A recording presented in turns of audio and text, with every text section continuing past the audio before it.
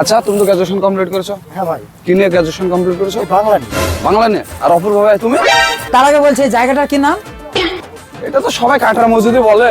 কি দারুণ গো, সত্যি দেখার মতন। আর তুমি দারুণ, এইদিকে দারুণ। আসো, এইদিকে আসো। হ্যাঁ। বললা না যে কি নিয়ে গ্রাজুয়েশন করেছো? আমি হচ্ছে ইতিহাসে মানে বিএ পাস করেছি অনার্স নিয়ে। তারপরে আমি এমএ করি ইতিহাস নিয়ে, এবং বিএডটাও আমার ফার্স্ট মেথড হিসাবে ইতিহাসটাই ছিল। মানে আমি একজন ইতিহাসের স্টুডেন্ট। বাহ, মানে খুব ভালো তো। এই সব ব্যাপারগুলো আমি একটু ভালো রকমের জানি। আমাকে ইতিহাস বললে আমি সব বলে দিতে পারবো। হ্যাঁ, কতবার এসেছো কেনটা? এখানে আমি মানে জীবনে প্রথমবার আর কি, মানে একবারও আসা হয়নি, মানে সুযোগ পাইনি আর কি। আরে কি বলছো গো, মারো। এখানে শুনি।